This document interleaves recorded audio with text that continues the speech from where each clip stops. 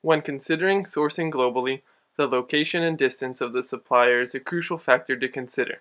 The far distance between buyer and supplier facilities can increase lead time and result in order and forecasting issues such as bottlenecks and whiplash.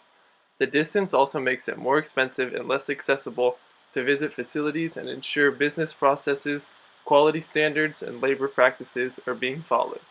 The additional shipping ground covered increases the risk of lost, stolen, or damaged shipment. It also increases the shipping costs due to various modes of transportation and the greater amount of fuel utilized along the supply chain. The larger surface area covered also increases the amount of pollution and emissions released by the transportation vessels. Another issue in global sourcing revolves around communication. It may be difficult to communicate easily due to the distance between buyer and supplier facilities. There may be issues communicating and streamlining IT services. Other issues with communication involve language barriers, the difference in culture or behaviors.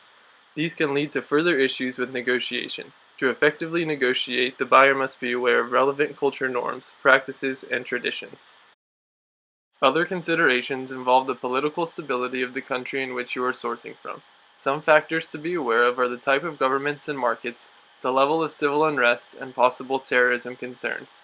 Many foreign governments also have complex legal systems that may be hard to navigate through. Global sourcing may also be more expensive and require higher funds. There are more costs associated with taxes and tariffs. There are also U.S. port handling fees and strict import-export laws. A company must keep in mind the ethical considerations of global suppliers.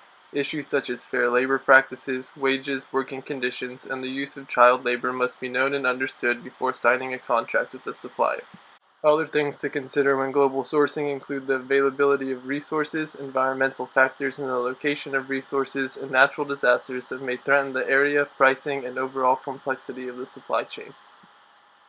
So we have Professor Joel Sutherland here to give us his opinion on global issues and supply chain management. First, Joel, do you think ethics is related to global supply chain management, and if so, how? Absolutely, it's related. Now I have to think about why it's really why I answered that way, right? But ethics is important because you have a responsibility. If it's upstream supply chain and negotiations with your suppliers, then you have to be honest. You have to have high integrity. They have to believe you, believe in the commitment that you make with one another. So ethics is absolutely critical to developing that trust, which is a huge issue within supply chain management. Trust is the number one issue that people have in not engaging in trade or in relationships, or the lack of trust, I should say. That's the biggest obstacle. And ethics is a big part of that, of course. Okay, so you meant let's take that to the global arena. So do you think it's related then to political instability? And if so, how?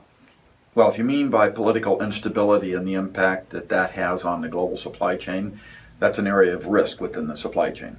And when you've got political instability, then that can create challenges in all of your related practices. There could be embargoes, there could be obstacles put on, there could be graft. If you take a look at countries that I go to around the world, whether it's South America, Mexico, Dominican Republic, Turkey, all of these places have high levels of graft. So what that means, you could almost tie ethics and global instability together. When you've got those countries that have high levels of instability, they also have a lack of ethics, which makes it very challenging to conduct business in a reliable way, where you're going to get quality services, on-time performance, that you're going to be able to have a long-term relationship with those governments or those businesses in those countries. All right. Do you want to think about it first, or do you have time for one more very broad question? Bring it on. So what do you think, in your professional opinion, is the biggest issue in supply chain today? Oh, that was a big one. The biggest issue. I've been in supply chain my entire career. I don't know that there is a biggest issue. I think the issues change from time to time, and with the development of technology, there's a book called by Thomas Friedman, The World is Flat, and he talks about supply chaining is a flattener. So that's making the world closer. We're more integrated. We rely on one another. The good thing is those countries that are really integrated through the supply chain and through the internet have a very difficult time having wars with one another because we depend so much on the economic stability of all of our countries.